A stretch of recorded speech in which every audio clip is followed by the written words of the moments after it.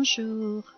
Tu te souviens que nous avons laissé Paul et Silas en prison, où toutes les portes se sont ouvertes par un miraculeux tremblement de terre venant de Dieu?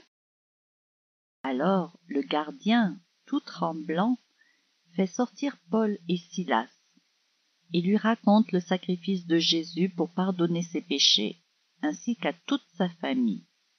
Crois au Seigneur Jésus et tu seras sauvé, toi et ta famille. Tous croient à ce merveilleux message et sont baptisés. Seul le Dieu Tout-Puissant peut faire de si grandes choses. Il n'a pas puni ce gardien, mais il l'a sauvé. Car Jésus connaît les cœurs. Et pourquoi tous ces prisonniers sont restés dans la prison? La Bible ne le dit pas, mais je pense que Dieu a aussi touché leur cœur. Peut-être que quelques-uns ou tous sont devenus chrétiens. Alors, ils ont trouvé une délivrance plus grande que sortir d'une prison injuste, car Dieu délivre de notre mauvais cœur et de l'enfer.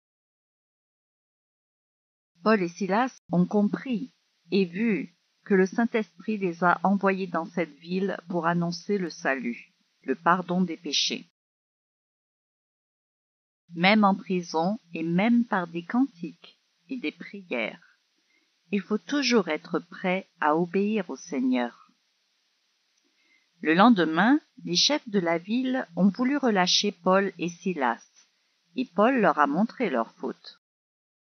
Nos amis ont pu revoir Lydie et les nouveaux chrétiens, mais les chefs leur ont demandé de quitter leur ville de Philippe. Là aussi, notre équipe aurait pu se plaindre que c'est injuste, car ils n'ont rien fait de mal pour être chassés ainsi. Mais ils savent bien que Dieu est au-dessus de tout, même des décisions injustes et méchantes, car il fait tout ce qu'il veut. On dit qu'il est souverain. Donc, pour Paul, Silas, Timothée et Luc, c'est la volonté de Dieu de partir, et ils se réjouissent que Dieu va encore les utiliser. Et ils savent bien que le diable, l'ennemi de Dieu, va encore les attaquer. Ce n'est pas important, même si ça fait mal. Ce qui est important, c'est que la bonne nouvelle de Jésus-Christ, l'Évangile, va être proclamée et que des gens vont être arrachés des griffes du diable. C'est ainsi que Dieu est glorifié. Alors, toi non plus n'aie plus peur. Si ton cœur appartient à Dieu, alors sois prêt à lui obéir dans toutes les petites choses de la vie. Et Dieu t'utilisera sûrement, même si toi tu ne sais pas comment. Tu vois, le Saint-Esprit n'a pas expliqué à Paul pourquoi il ne pouvait pas aller en Asie, ni ce qu'il devait faire en Europe. On n'a pas besoin de savoir les choses à l'avance, mais on a besoin d'être ferme dans notre choix d'obéir à Dieu. Du temps de Paul, la Bible n'était pas complète. Aujourd'hui, elle l'est. Et nous pouvons savoir comment obéir à Dieu en la lisant chaque jour. Et d'ailleurs, quand on la lit chaque jour, c'est déjà obéir. Et toi, le fais-tu?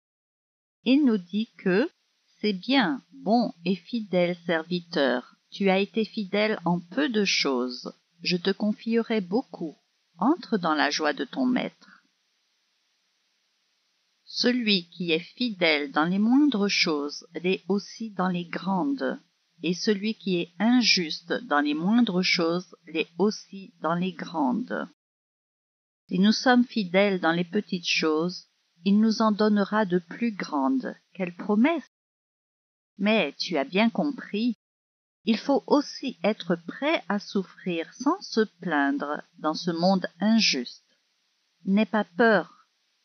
N'aie pas peur, car Dieu ne permet jamais une épreuve qu'on ne peut pas supporter, et il a toujours une solution. Alors souviens-toi, faire la volonté de Dieu, c'est lire, écouter et obéir à la parole de Dieu, la Bible. Et quand ce n'est pas écrit dans la Bible, comme le choix de Paul d'aller en Europe, ce doit être toujours en accord avec elle. Là, c'était partir annoncer l'Évangile aux Macédoniens. Et toute l'équipe doit avoir la paix, si vous êtes plusieurs. Dieu nous dirige aussi en répondant parfois non à nos prières, comme on l'a vu, ou par des obstacles qui nous poussent dans une autre direction. Croyons en la grande sagesse de Dieu et en sa souveraineté. Nous allons parler de la direction du Saint-Esprit dans la prochaine histoire, alors je t'y attends bien vite.